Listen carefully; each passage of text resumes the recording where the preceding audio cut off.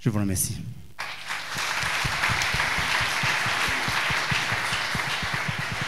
En 3 minutes, je vous donne le résumé.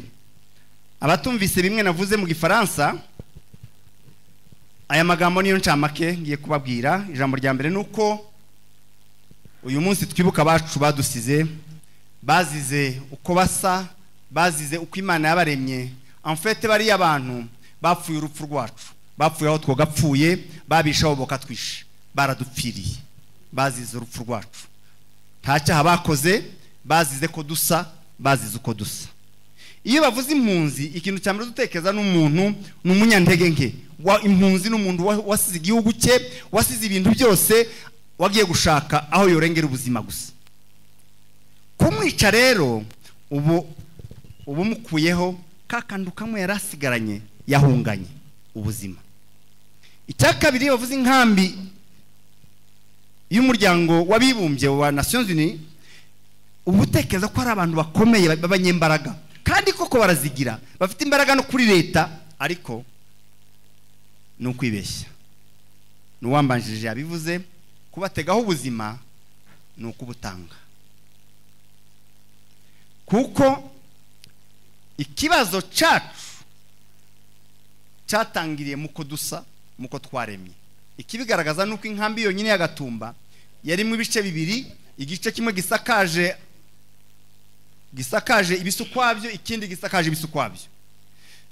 Ico cyarimwe abacu nico cyatewe cyonyine. Abandi ni amahoro, nta wakomeretse, nta wapfuye. Amahoro bigaragaza ko intandaro y'ikibazo nuko dusa, nuko twaremye. Kandi ibyo si amakosa yacu, titwiremye twaremye n'Imana. Ushaka kugira uwabaza azabaza Imana, ariko kandi titwishuza kuba twaremwe turi abatutsi. Oya pe, nuwo tubwira ngo twongere tuvuke, kuvuka ariko tumeze kuko Imana si umuyinga, Imana si igipfu, izi mpamvu yabikoze. Nuwo tubwira n'ubu ngo twoza tukavuka turi bo. Alors intandaro y'ibibazo nuko dusa, faciès. Ikibigaragaza nuko genocide y'u Rwanda ni genocide y'abatutsi, nabo bazize uko basaga. Ubwicanyi bwakorewe impunzi z'abatutsi mu Nord Kivu yabereye Mudende muri 1997, hapfuye abantu 327, hakomereka 237 mu ijoro rimwe. Naho nabo bazira uko basaga. Nibindi byose byabaye kera kigihe imihana ya Gatongo yakurwagaho niya Kirumba. Abakuru muri mwe hano murabizi, nabo bazira uko basa, nta kindi bazi, ntaca bari barakoze. Ariko byakomeje, byatangiye kera icyo gihe muri Murere, birakomeza kugeza kuri Conference Nationale, kugeza igihe muri 1996 bisha abandi Kabera mu Bibogobogo, abandi baranabatwara bazima n'ubundi turamenya aho baherereye. Hari abana bagiye n'ubu bagifitweyo n'abicanye. Abandi bicwe kuri Rusizi muribuka, abavandimwe bacu, ababyeyi bacu bavanagamo abasore b'abahungu n'abase bakabata mu ruzi ngo hambuke ababyeyi gusa. Ubwo bwicanyi rero burakomeje n'ubu, kandi ubwo bwicanyi en fait bufite inzira zibiri. Imwe nuko twica, kudukuraho ubuzima, ariko ikindi nuko tubuzu uburenganzira bwacu bw'ubwene gihugu. Bakavuga ngo turi abakongomani ngo kuko ntidusa nabo, kugira ngo badukure mu gihugu tuzabe imbura gihugu, imbura mataho. Kuri abo ngabo ibisubizo tugomba kubaha ni bine. Icyambere nuko Abanyamurenge n'abatutsi birucuru b'Imasisi n'ahandi n'abatutsi b'inkomoko. Histoire n'amategeko ya Kongo arabyemeza, ntitubisubiramo uyu munsi, kandi ntawe uzabutwambura. Nukuruswa n'ubusa, nukwirinda uwo bari bukore, kuko ukuri kwa kabiri nuko tuzobana, tukabana ku neza cyangwa tukabana ku nabi, ariko tuzobana. Kandi se twenyine, habe n'ibihugu duturanye, n'ibihugu duturanye buzahora bucya dusange biri hariya, ntaho byenda kuja. Aho kugira ngo tugume twicane, dukomeretsanye, kandi tuzaja kubana, twari guhera ubu ngubu tugahagarika tugashaka uko tubana neza. Kuko kubana ntibigirwa imbaka, kubana neza yego. ijambo rya gatatu nuko igihe cyose bashatse kwica abatutsi abandi bantu bose basa nabo amoko bakomoka mu baba bashi baba abarega baba banande baba abalokele n'abandi ndetse n'abavuka mu bindi bihugu nabo barishwe bigaragaza ko kibazo ni uko abantu basa. Ijambo rya kane nuko icyo batuziza kiri mu gihugu cyose.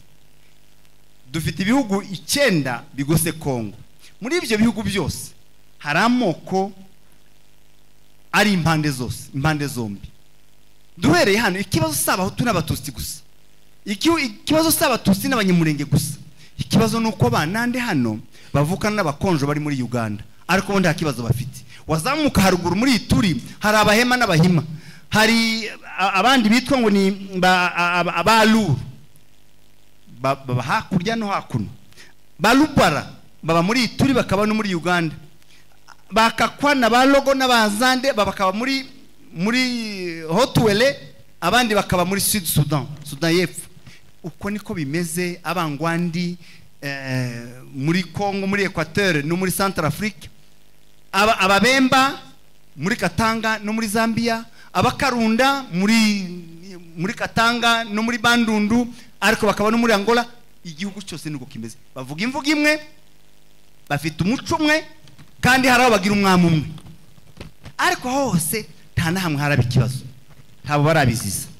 Ibi bintu bigomba guhagarara rero kugira ngo natwe duhumeke. Kubera iki twibuka? Navuze ko ntitwibuka kugira ngo twomora ibisebe cyangwa se twongere tubitoneke, biracyatonekara.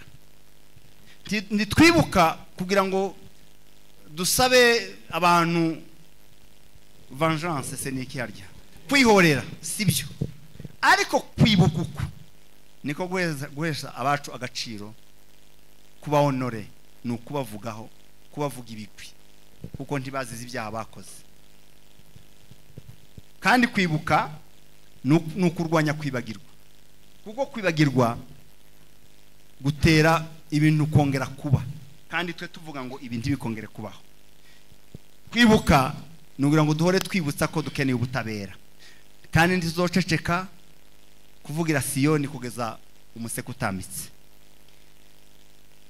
Twasabye ubutabera u Burundi kugeza n'ubu ntibaradusubiza, ariko nabo nka wa mupfakazi tuzahora hari, turacana jayo, tuzabibutsa kuzageza bari abantu bemeye ko ari batwiciye abantu bazafatwa bakavuga abo bafatikanije, kuko barabazi. Ni ibintu bidakeneye na enquête, ibo barabyiyemereye. Uwitwa Agathon Rwasa n'uwitwa Habimana Pasteur barabivuze, amajwi turayafite kuri ya BBC na RFI. Abo bazofatwe bazatubwira abandi bafatikanije. Ya Kongo twarayandikiye, turabona n'igisubizo cyo kutubwira ko babonye ibaruwa yacu. CPI ruriya rukiko mpuzamahanga twararwandikiye, twanagezeyo, twabahaye inzandiko zose zikenewe. Biragaragara ko bitari mu byihutirwa iwabo, ariko n'umuryango w'abibumbye nawe waratwihoreye, kandi wo nawe ufite amakuru menshi, bakoze enquête, turabizi, baza amakuru bafite n'amazina yakoze ibintu, ariko baricecekeye.